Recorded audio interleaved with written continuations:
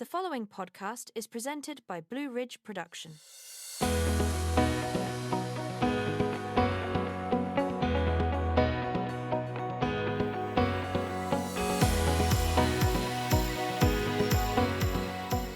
Hello, everyone, and welcome back to Unpacking the Occupation, the podcast where we bridge the science of OT with everyday realities of parenting. I'm your host, Trina Esperante, an occupational therapy student, and I am so happy I have my last participant with me on this episode. Today is going to be very, very exciting because we're going to be talking about something new, and which is raising a child with sensory differences, navigating feeding challenges, and learning how to support both your child and yourself along the way. Joining me today is my friend and fellow OT student, Christina. She's also a dance instructor, but most importantly, an incredible mom to a 5-year-old little boy.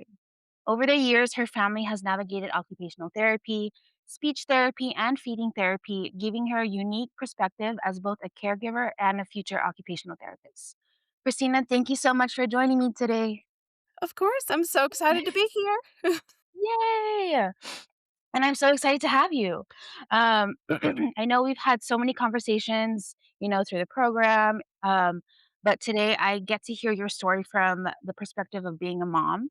And I think our listeners are going to learn so much from your experiences. But before we start, can you tell us a little bit about your son? So he is 5, almost 6, and so this is a COVID baby, which comes with already its own set of challenges.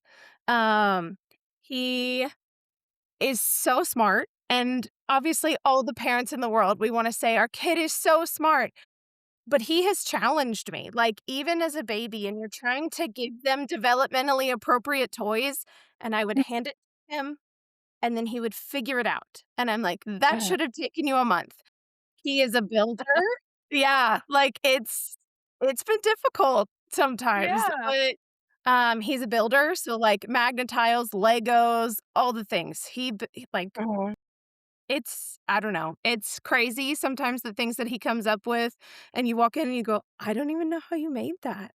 So, especially with the sensory challenges that he has, Mhm. been interesting that he can sit down and tinker even in a dysregulated state, like, just calm himself enough to focus on that, but then he is the little boy that is running through the house.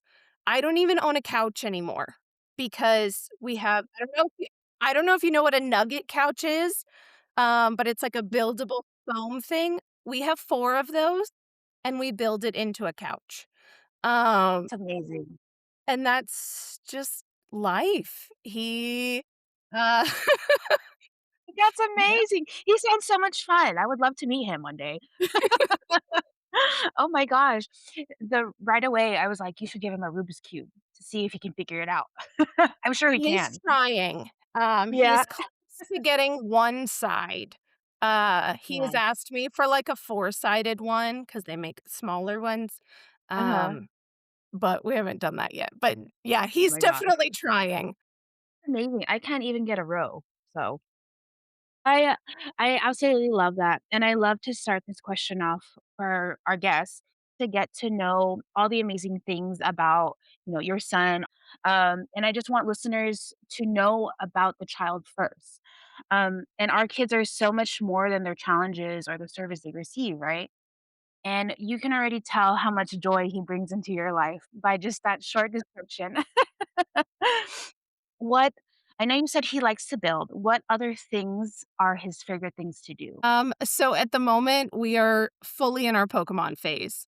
His sister, me, like, I just embrace it. So they do Yes. have a Nintendo Switch, and, that's their treat, and they love it.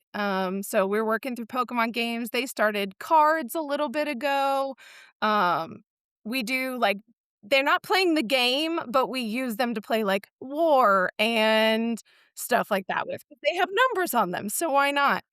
Um, so we're definitely fully immersed in Pokemon. Uh, he loves moving around.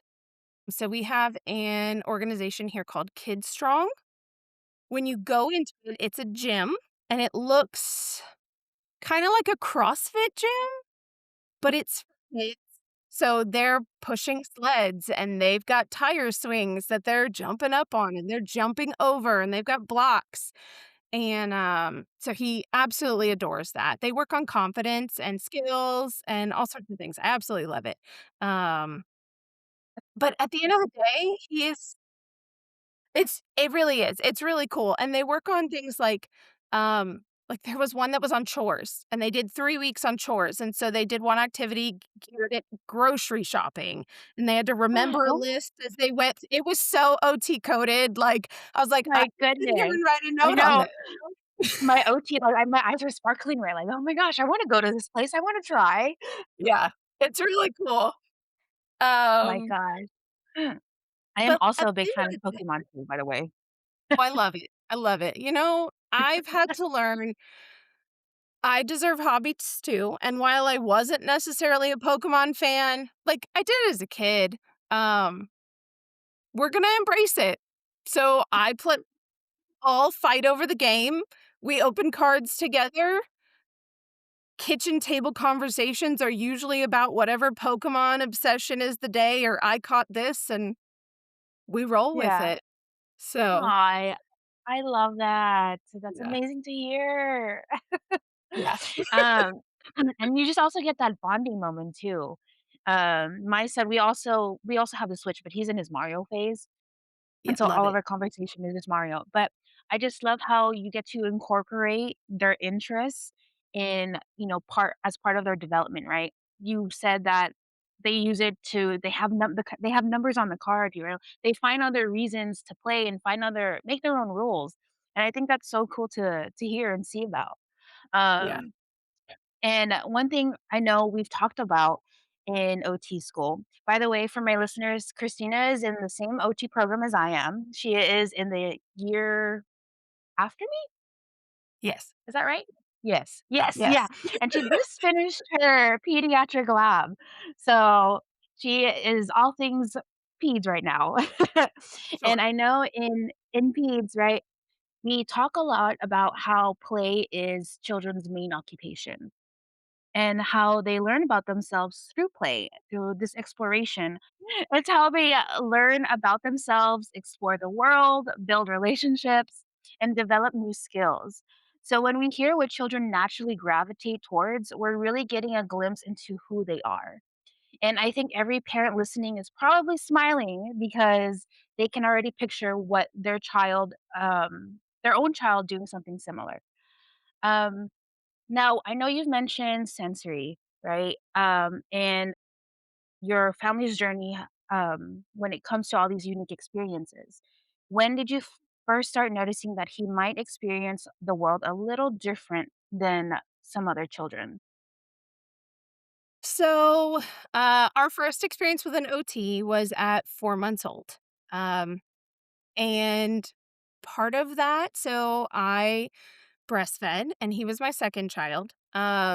And the challenges we were having were really hard. So, did get he had a tongue tie, and we got it clipped and all the things. And then they sent us to an OT who I didn't even know was an OT. They just said it was a therapist. She introduced herself as a lactation specialist, had no clue. We saw her for like 3 years before I knew she was an OT. Um, but while we were feeding, he would hit me. Now, this is common. The kids eat, and the gymnastics that kids go through, especially when they're like 6 months old and they're like flipping while you're trying to feed them, is normal.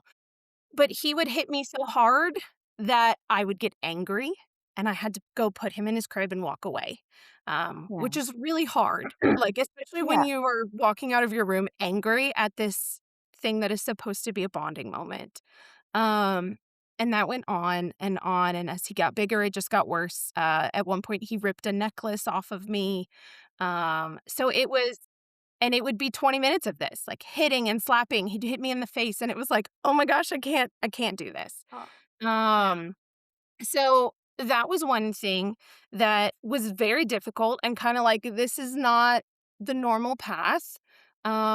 And then having such an early experience with OT, she pointed out that he had some core strength challenges. So Mhm. she worked a lot on flipping over and getting his head up and helping him track Yeah. toys and things. And so that really started early. And those core challenges are still something we work on in OT today. So, but it's interesting because with the sensory seeking behaviors, which is where they're like, they don't get enough information, but they're also craving it, and so they're Yeah. dysregulating themselves more by trying to get the input, which is what he was doing when he was hitting me, is that they're trying to get more sensory information, and so, with how active he is, it was interesting that he is also low in core strength, and it's just been a very so he's clumsy, and he's gonna take the risk, he's not afraid of it, but, it's definitely a big challenge. And then we started, um, noticing feeding challenges around 9 months old, so we went Yeah. back, um, because when transitioning to solid foods, we were not doing it. Um and he was very particular about what he ate. So went back, got some tools, went back home, tried again. And then I remember at his first birthday, we only he had about 4 meals that I would make that he would eat that weren't like frozen pancakes. So 4 meals with protein and stuff in them.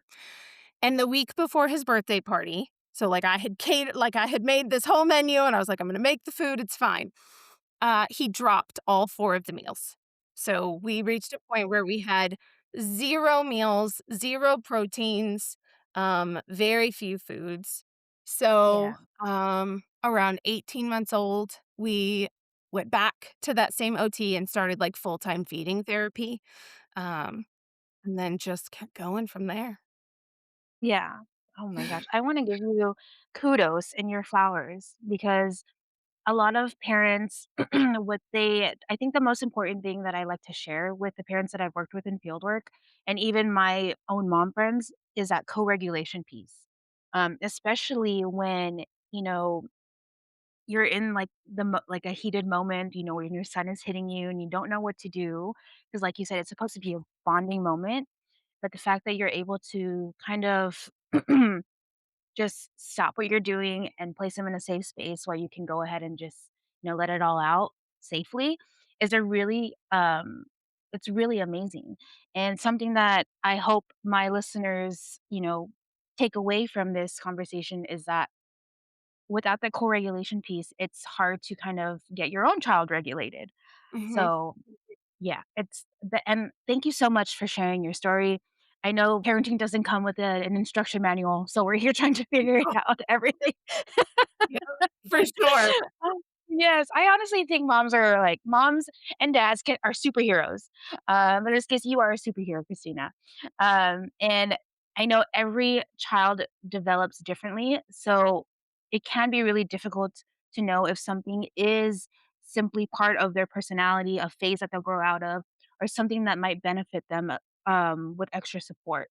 Um, when you were going through those experiences, right? What was it like emotionally for you as a mom? Well, it was really hard, and, it still is hard, and you feel terrible when you have bad thoughts, like, when you're just Yeah, like, "Oh, I don't wanna deal with this," but it's real. It's hard, and we don't have any diagnoses in my house. I have one with challenges similar to ADHD, and then, my son, with his sensory challenges and whatnot, and but because there's no diagnoses and because, like, I am in the South and I'm in an area where healthcare is not as, like, up and coming, I am having to take the brunt of the research, and I am having to advocate, and still, when we go see the pediatrician, they'll be like, "Can you tell me about this? Like, tell me more about what they're doing," because they just don't know.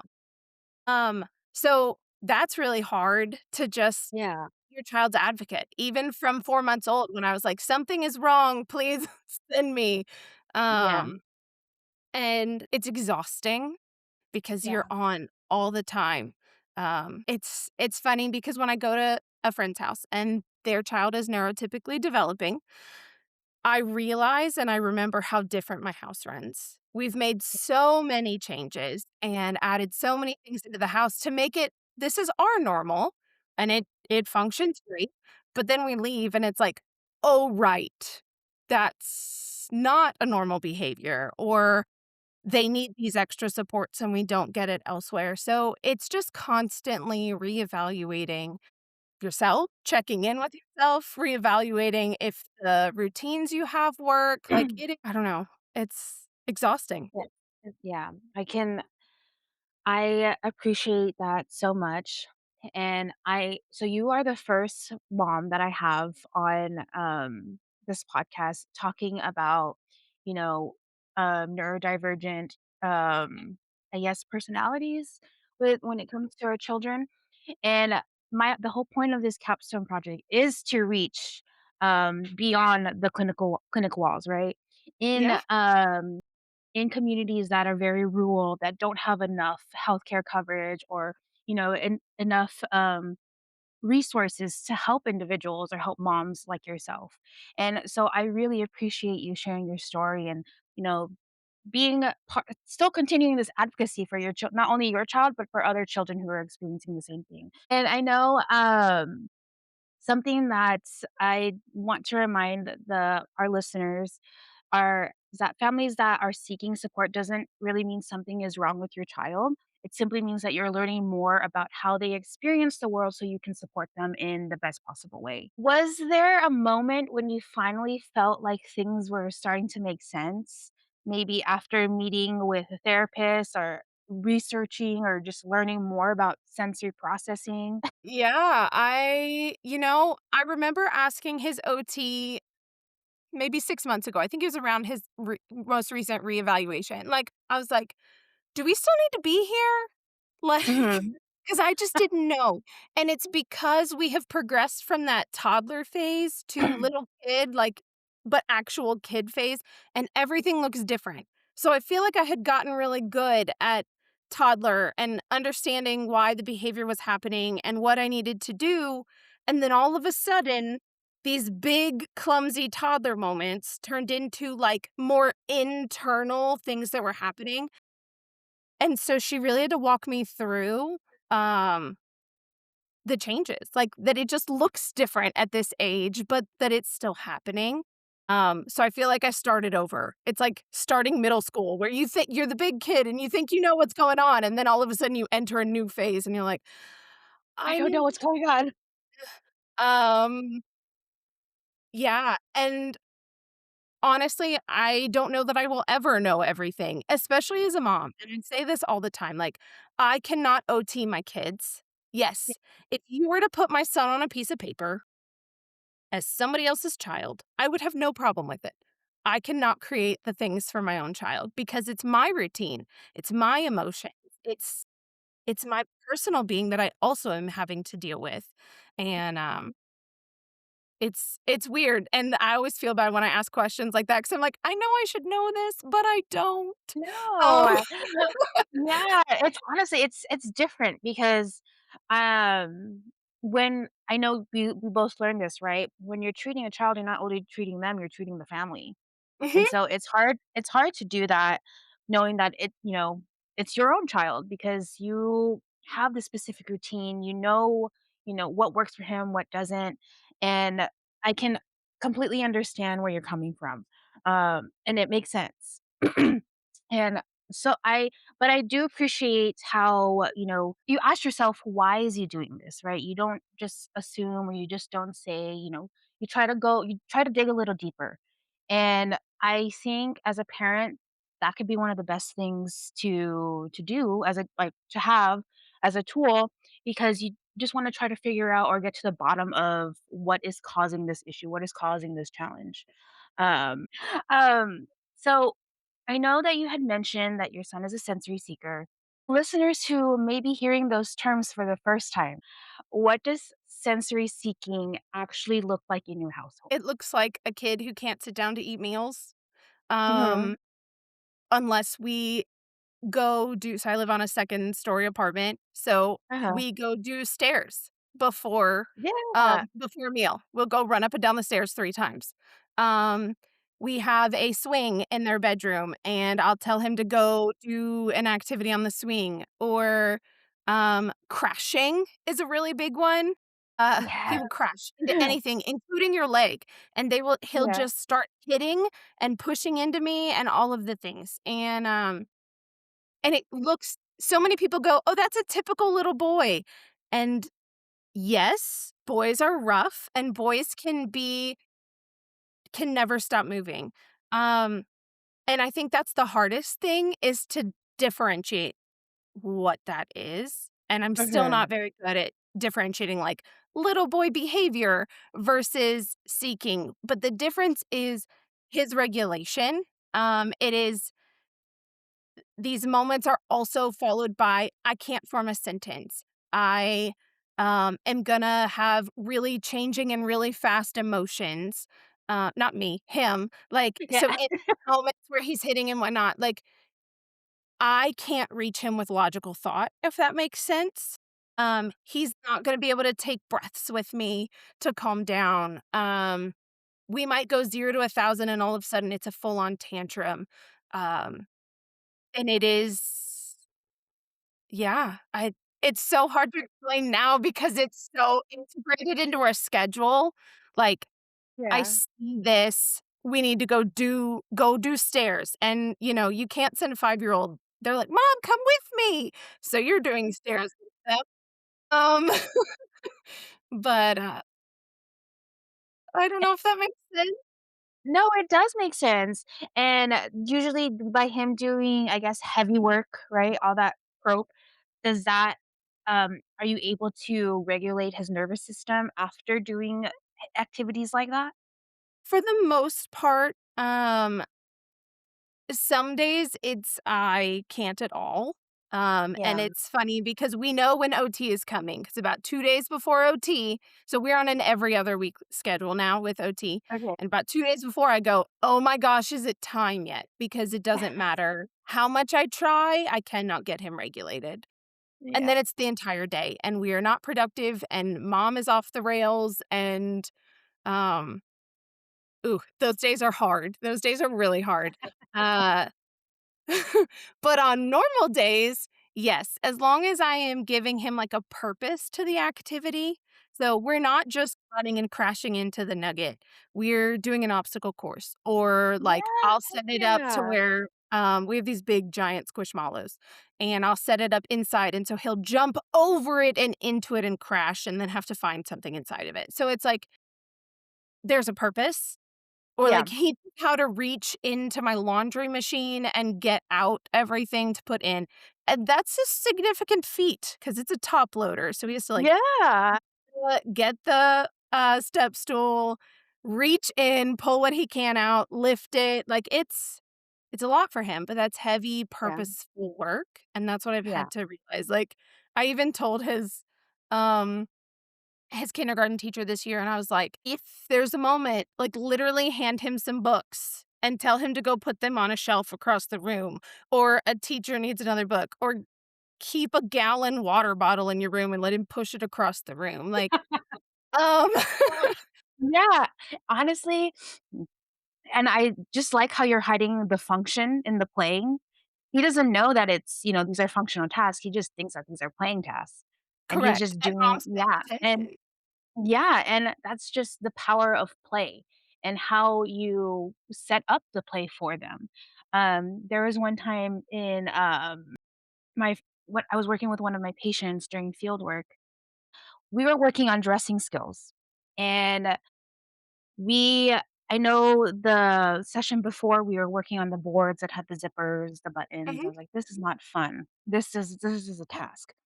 So, I knew that her favorite character was Spider-Man, and it so happened, behold, we got a Spider-Man plushie, and so I grabbed it. I grabbed some clothes. I was like, "Let's get him dressed and ready to go to the park with you."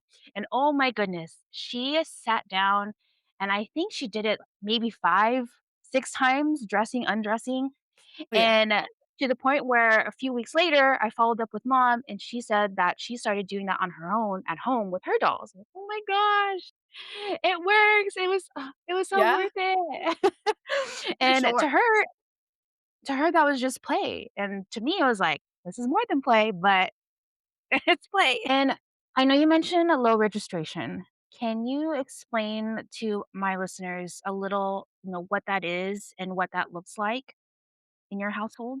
So, a low registration is gonna be in the same realm as sensory seeking, where they're just Okay. needing more information, like, um like, handwriting with a regular pencil is enough information for me to be able to effectively write.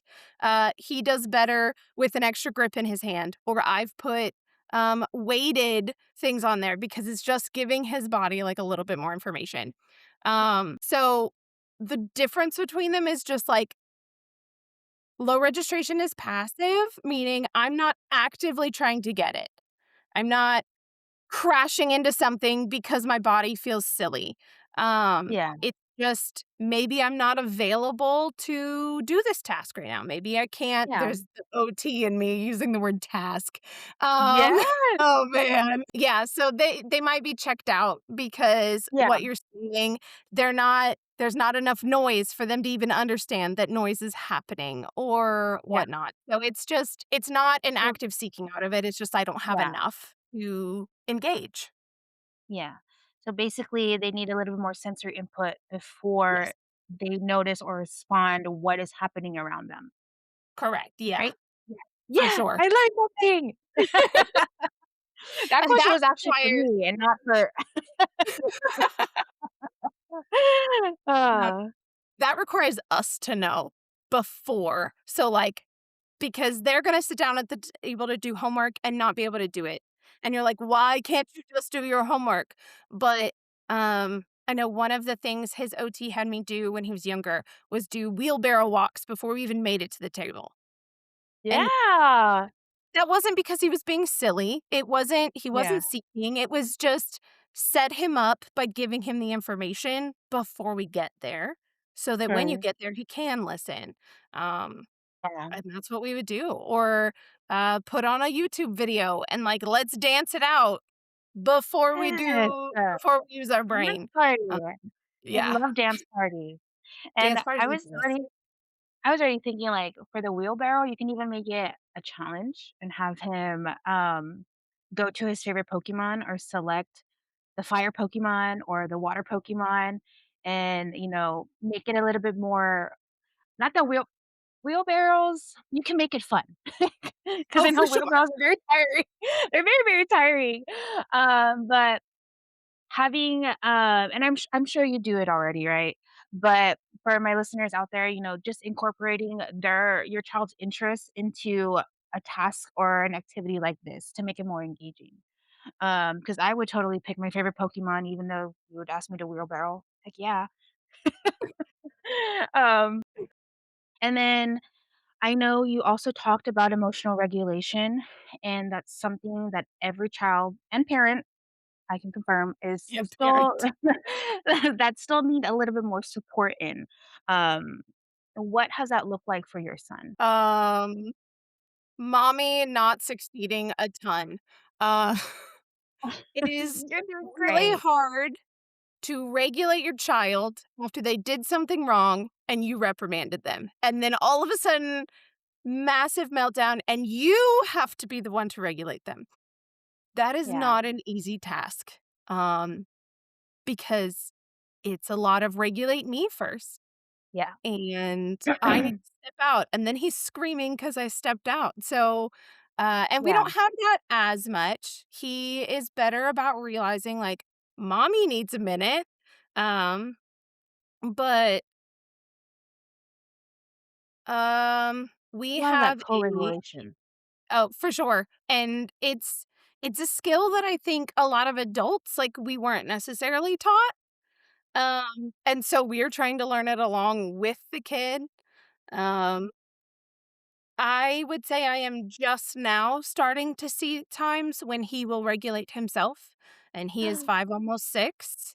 Um, so it's been almost 6 years of take a Dang. breath, take a breath. Yeah. Don't know how it happened. I don't know how we're here, but I remember the other day. So, like, brushing his teeth is a fight every single day. He's overwhelmed by it. Um, and he's learning to do it himself. So he still is not typically brushing his teeth on his own. And that's not Mhm. because he doesn't have the capability. I think it's just a lot of information for him. Um, Yeah. and he looked at himself in the mirror and he went, take a breath. And he's like moving his arm down as he's taking breaths. And he says, calm down. I bet you were so proud of that moment, like, in that Oh, moment. so much. And yeah, and this was after 10 minutes of going, please brush your teeth. Please go brush your teeth. And I had finally gotten to the point where I got up and walked to the bathroom and I was like, we are going to brush your teeth. And he went, calm down. I can do it. And I was like, I can't even be upset with you right now.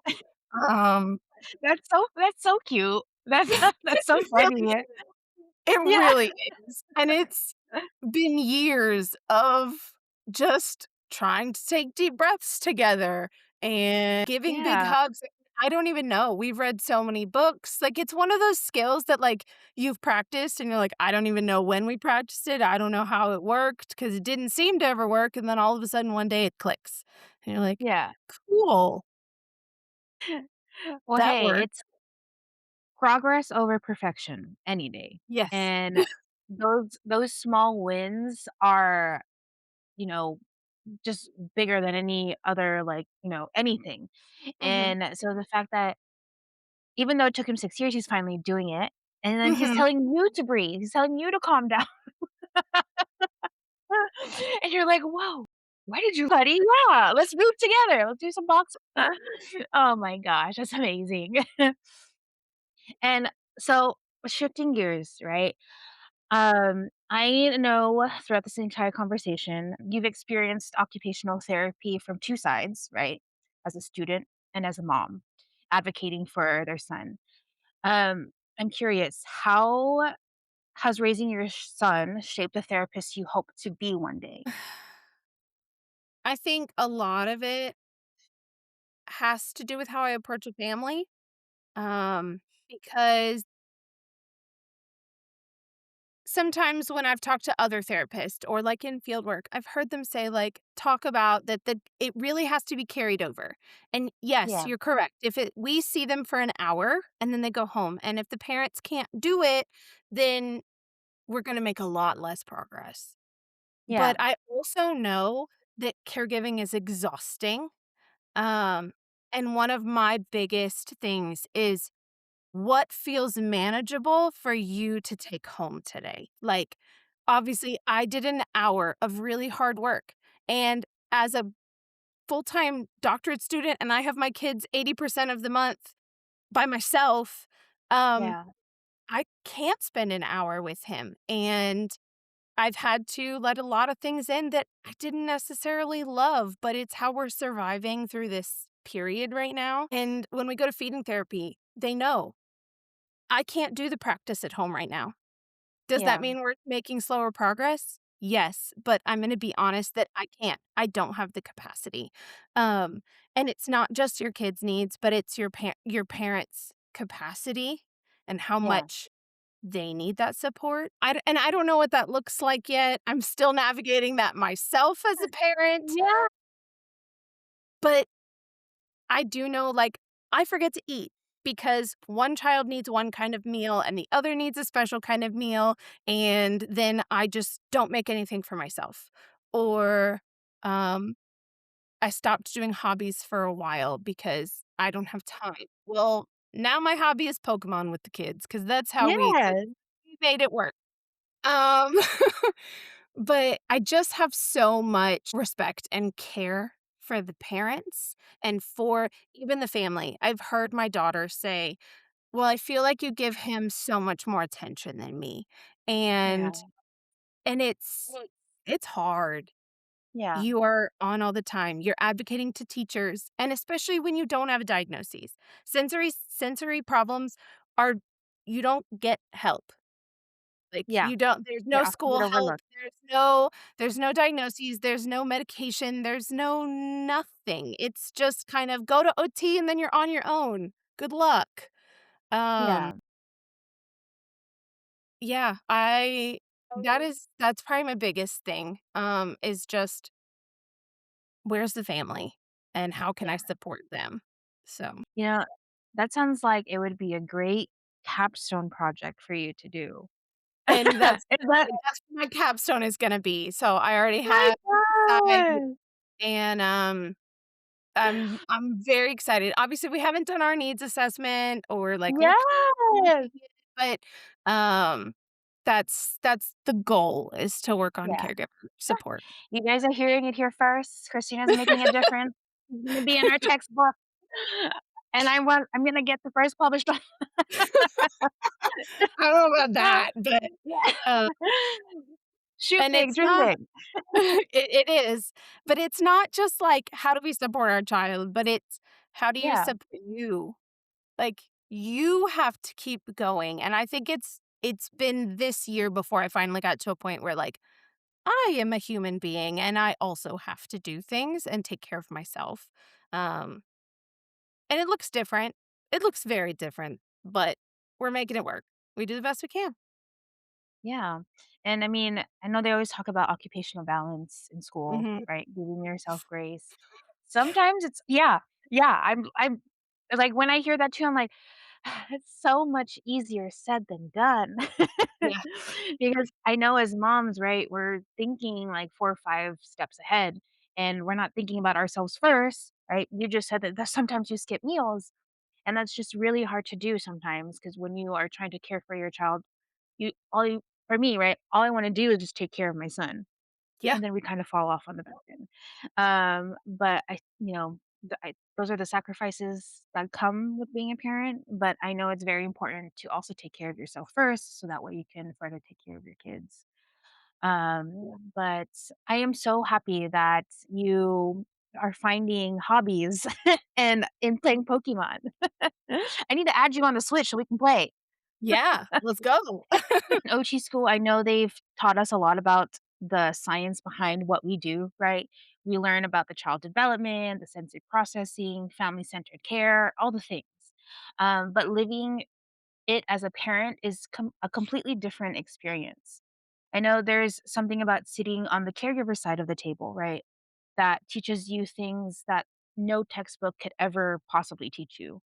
Have there been moments in OT school that you thought, "Wow, I understand this differently because I've lived it"? Um, Peds lab.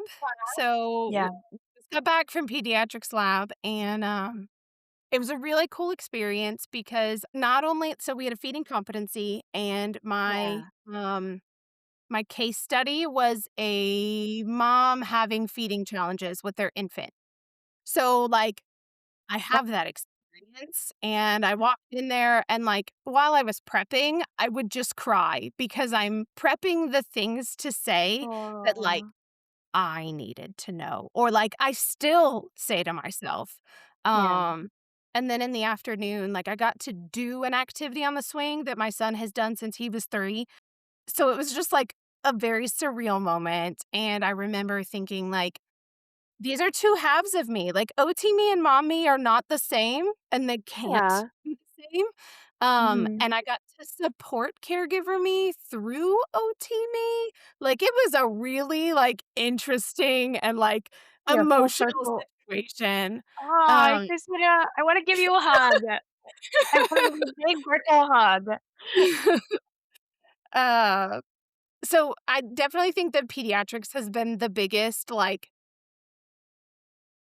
that way kind of minute because yeah, it has to be integrated into my schedule. It has to also be attended to my ability to co-regulate or my ability to stop and set up an obstacle course for them. And so it was really interesting. And then there's so many times where they talk about time management and things and I I have beef with that word right now. Um I don't like that word Time because management?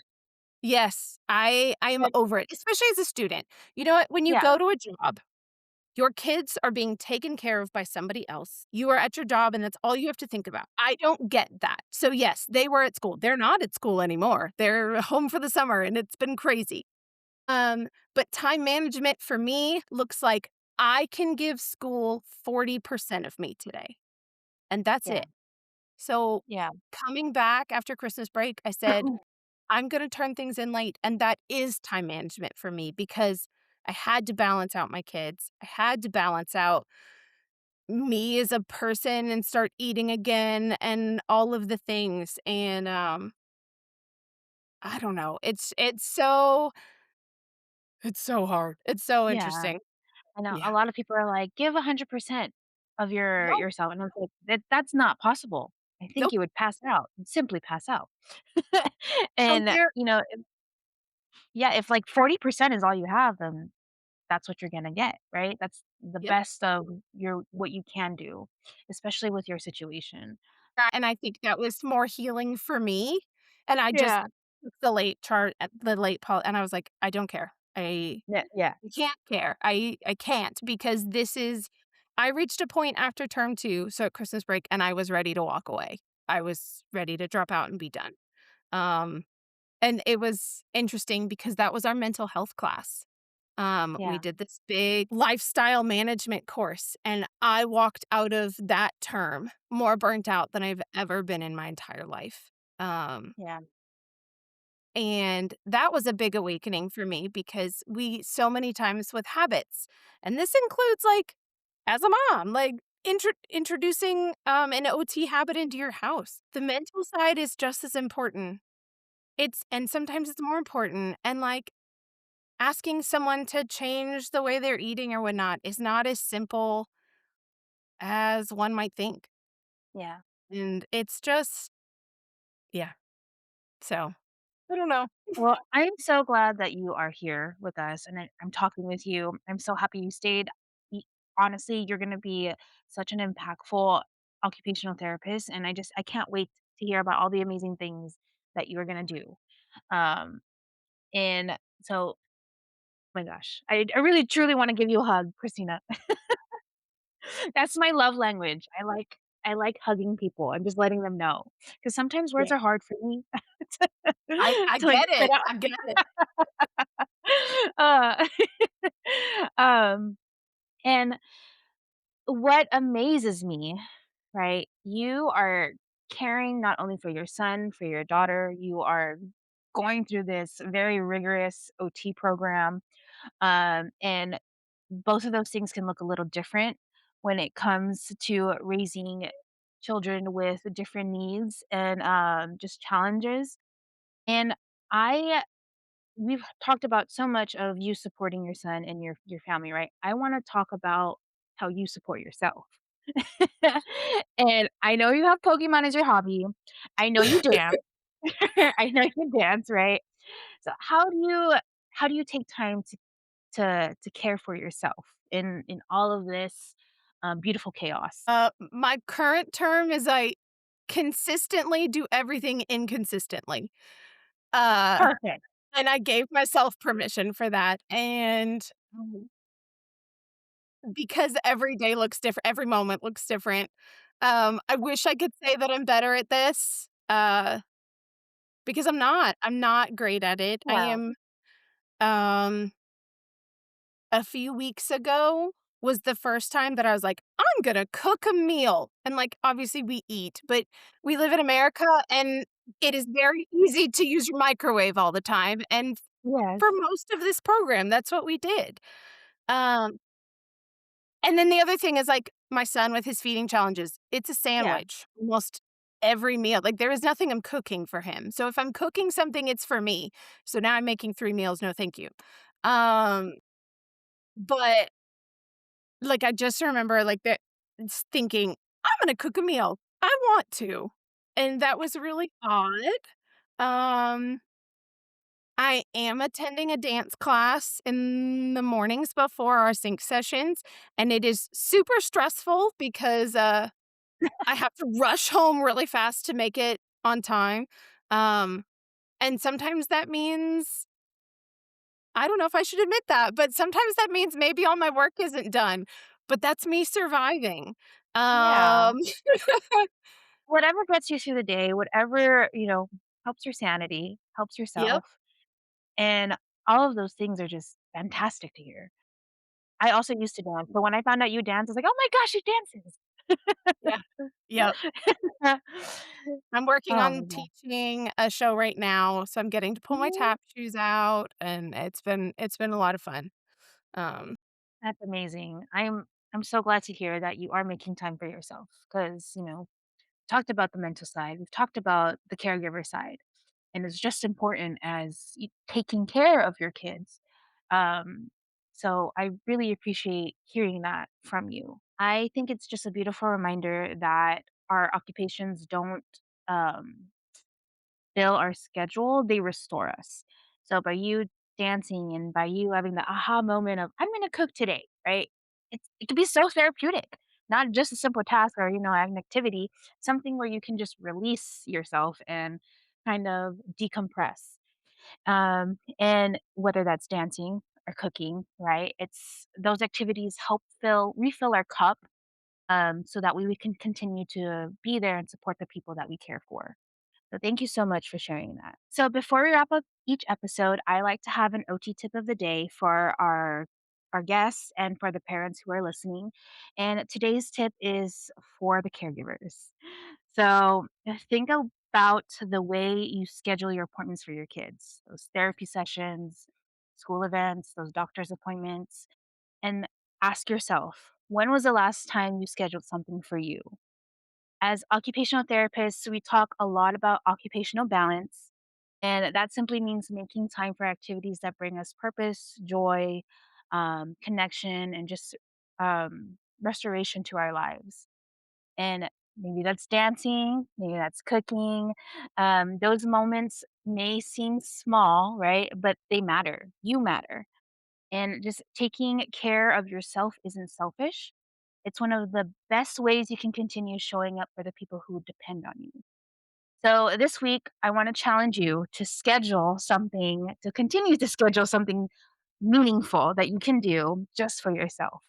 And not because everything else is done, but because, like I said, you matter too. Um, Christina, thank you so much for joining me on this episode today and just sharing your family story. I know you are navigating OT school and being a mom, so I can't thank you enough helping me out and being on a part of this show. And I really do feel like our episode is going to impact and make a difference for parents who are in a similar situation listening to it. So thank you so much. for sure. Yay! And thank you to everyone listening to another episode of Unpacking the Occupation. If today's conversation resonated with you, please be sure to subscribe, like, share, all the things. For more capstone updates or podcast episode updates, please visit my Instagram page, OT with Trina, and where I'll continue sharing practical strategies, caregiver resources, and behind the scene updates. Remember, every child has their own journey, every family has their own story, and sometimes the most meaningful growth happens in small moments we almost miss. Until next time, keep unpacking the occupations that make life meaningful. Mahalo!